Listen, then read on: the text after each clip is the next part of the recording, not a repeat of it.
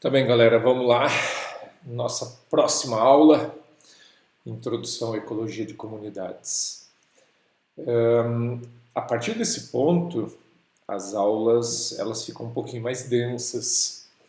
Até a aula passada, a gente estava discutindo muito questões bem de definição, bem de, tipo, vamos escutar, vamos ler e acabou. A partir daqui, a gente vai começar a ter alguma coisa a mais, então vocês vão precisar começar a fazer algumas relações entre população, nicho.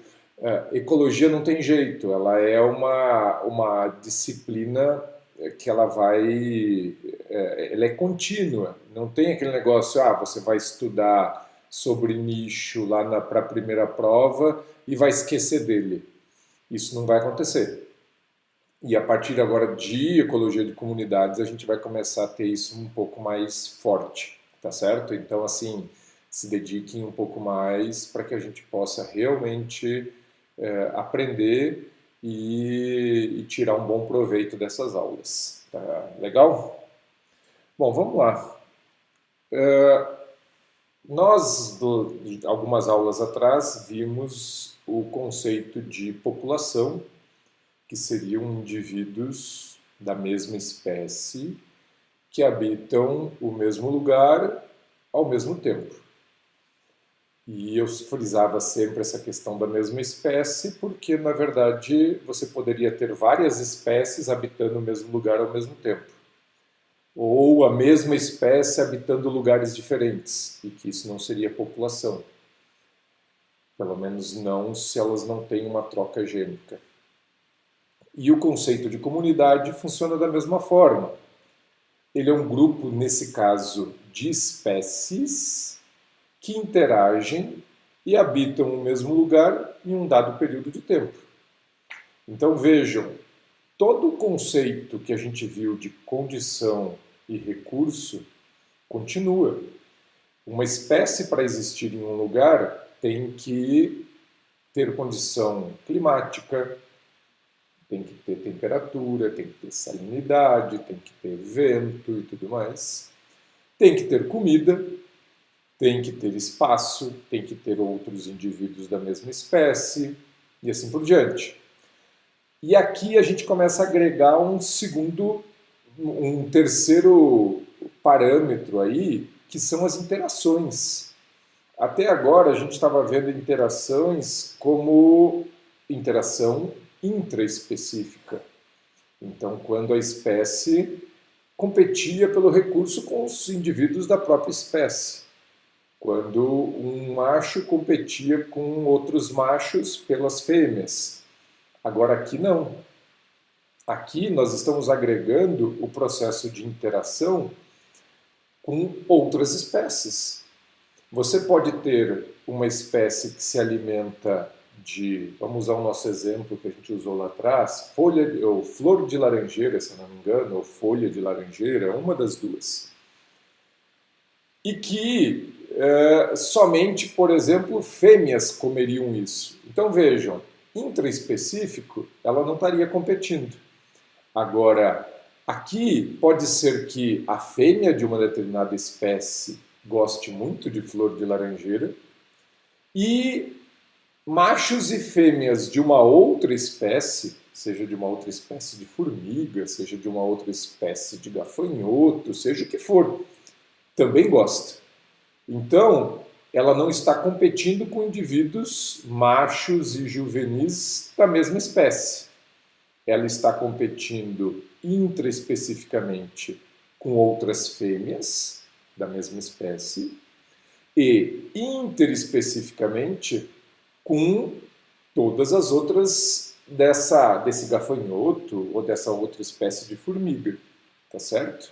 Então o processo de interação acaba ficando importante, porque você pode ter condições perfeitas, pode ter a comida que a espécie gosta, mas o processo de interação, de competição ser tão forte que não permite que ela viva ali.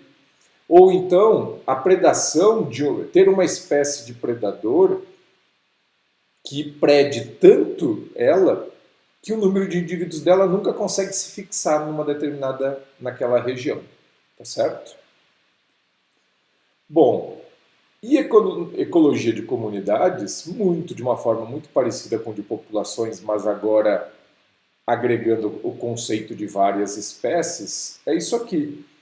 Procura entender a maneira como agrupamentos de espécies, não da espécie, são distribuídos na natureza e as formas pelas quais tais agrupamentos podem ser influenciados pelo ambiente abiótico e pelas interações entre as populações das diferentes espécies. É o que eu falei anteriormente.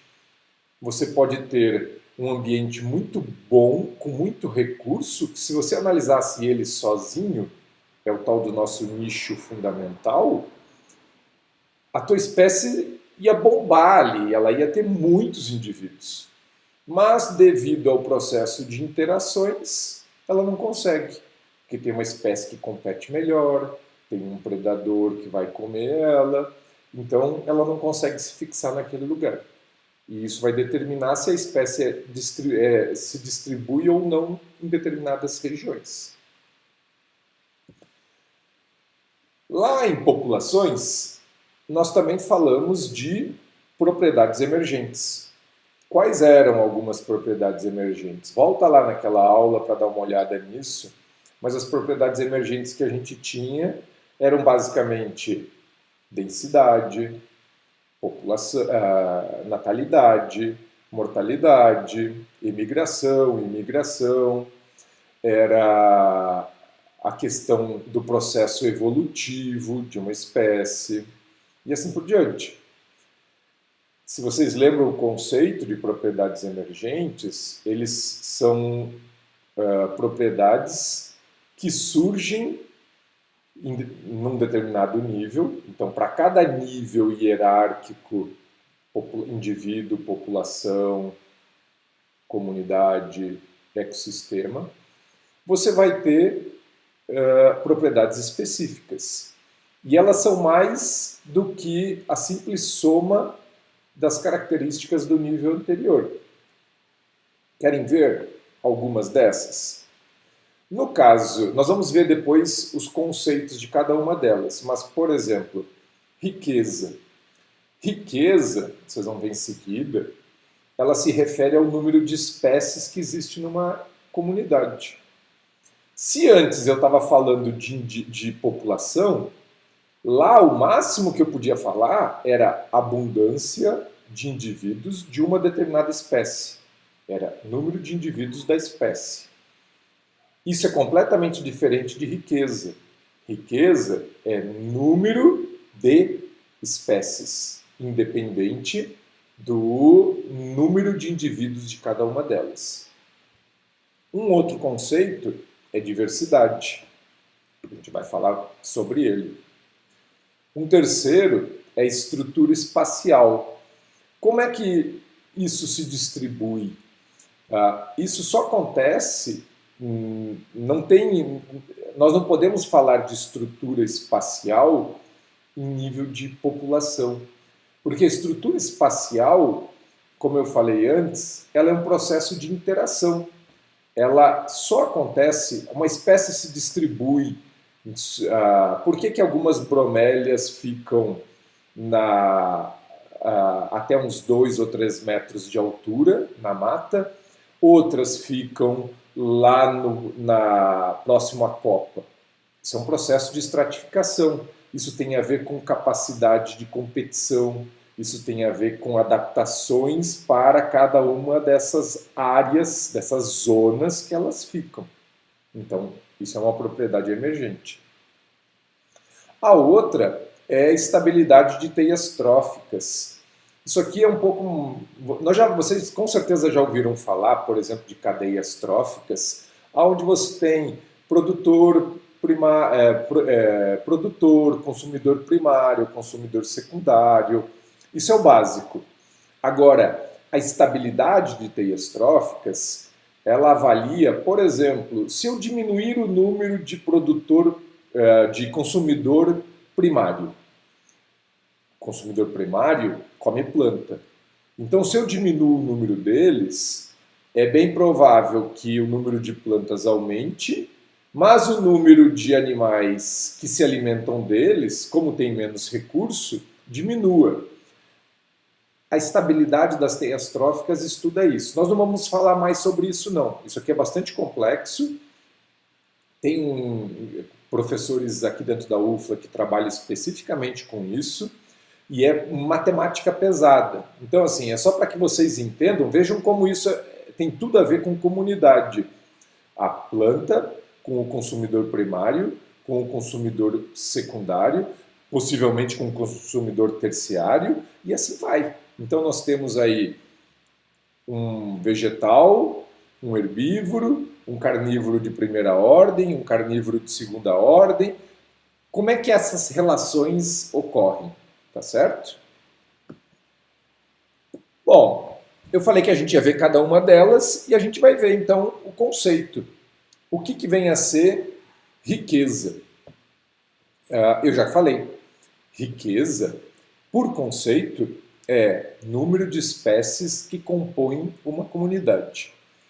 Cuidem, porque vocês têm o péssimo hábito de confundir número de espécies com abundância de indivíduos. Isso é batata. Vocês estão sempre confundindo isso. Vejam só, nesse exemplo, vocês têm o quê? Qual das comunidades tem maior riqueza? Quando a gente bate o olho direto, vocês, muitas vezes, vocês acreditam que essa parte aqui, esses de baixo, tem maior riqueza. Agora, vamos voltar no conceito. Riqueza é número de espécies que compõem uma comunidade. Não importa se ela tem um indivíduo ou 1000 indivíduos. Se ele apareceu uma vez, ele conta uma vez. Então veja só. Aqui embaixo vocês têm uma espécie, 2 espécies, 3 espécies. Elas têm abundâncias diferentes. No caso dos pinguins nós temos 8, no caso das zebras nós temos 4 e o leão nós temos 1. Mas em termos de espécies, são 3 espécies. Já aqui no formigas, nós temos uma espécie, 2 espécies, 3 espécies, 4 espécies, 5 espécies. Veja só que você tem uma riqueza maior aqui do que aqui. E é isso que eu estou perguntando. Se eu perguntar para vocês qual a maior riqueza, formigas tem mais do que Madagascar. Nesse exemplo aqui. Tá certo?